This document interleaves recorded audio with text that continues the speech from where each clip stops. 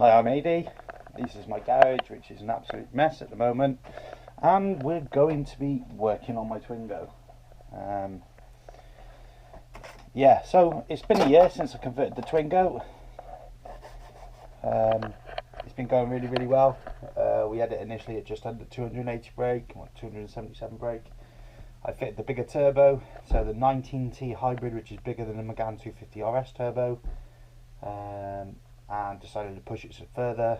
It was making over 300 brake quite easily, so we dialed it back to 300 brake, 300 foot-pound. And again, it's been doing that for a while. And yeah, I've been meaning to make a video just to celebrate it being on the road for a year.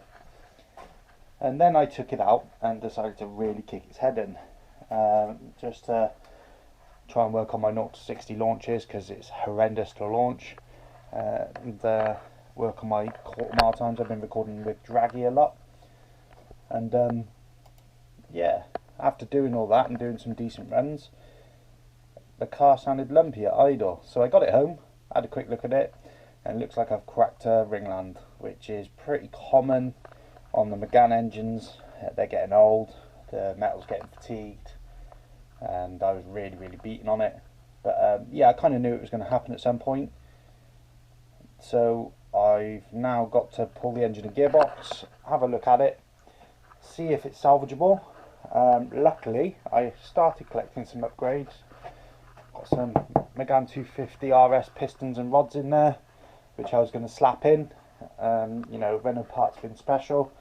I've got some Megane 250 RS injectors as well, and I'm going to try and get hold of some 172 cams, I think. So if the bore and everything's salvageable, I'll give it a clean up. I'll give it a light refresh and rebuild, and hopefully it will then have the hardware to support 340, 350 plus brake. Fingers crossed anyway. We need to see how bad the engine is first. So yeah, first job's to strip everything down, get the engine and gearbox out. It'll be easier to work on in the shed or in the garage. So yeah, that's what we're going to crack on with.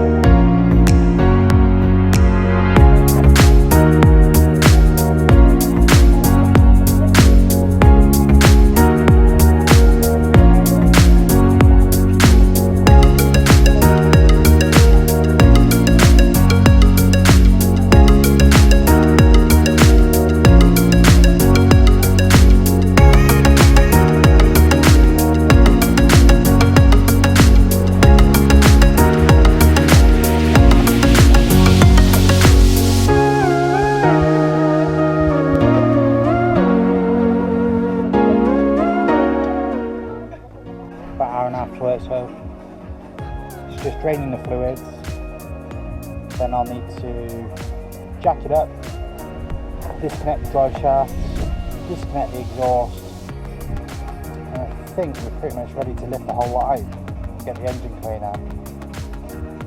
But yeah, it hasn't taken too long. Oh yeah, disconnect the gear cables, shift cables, disconnect the hydraulic clutch. But yeah, not too much, about an hour and a half, maybe 2 hours tops work, and should be out, and then we'll start stripping it down.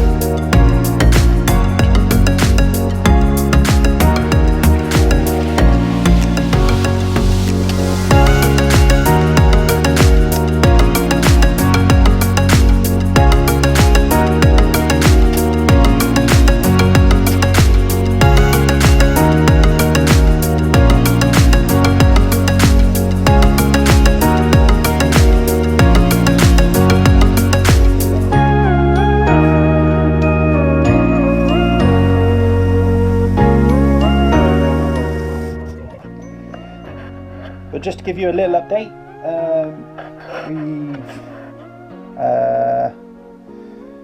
we've reassembled the engine already. I have taken some pictures and videos of it as we've been going. So we've fitted the Megane 250 rods and pistons, we've got some new shells in there. I honed the block. We've got 1.9mm Cometic head gasket on there to drop the compression a little bit. We've popped the head on. Everything's torqued up, top and bottom. Next for it really is to carry on reassembling the top end, but I haven't actually got the 172 cams yet to modify them fit the Megane 225 engine or R26 engine.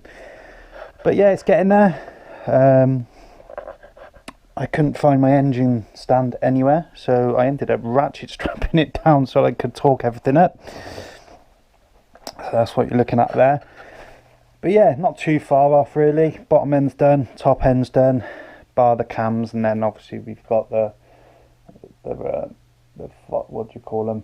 And we've got the hydraulic lifters and tappets / followers to put back in, rocker cover to go back on.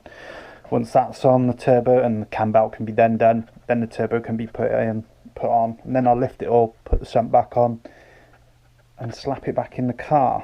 I'm actually unsure which gearbox I'm going to put back in. I've got the gearbox I was running, but it was starting to get a bit notchy first to second. If you tried to do anything a bit quickly, it started sort of the synchros weren't keeping up. But I've got my original box underneath there, which is snapped to the selector rod on. So I'm tempted to strip that box, have a look inside, check the synchros, and then take the box that I was running apart to take out the selector shaft, put it back into the original box I was using if the parts are actually okay. But yeah, little update on it. Should be solid for, you know, over 300 easily now, without the risk or without running the risk of cracking a ringland or bending a rod, though my rods weren't bent. Yeah, that's where we're at really. Not much else to show you, probably a good month or so away from putting it back together again. Yeah, great stuff. Anyway, there you go.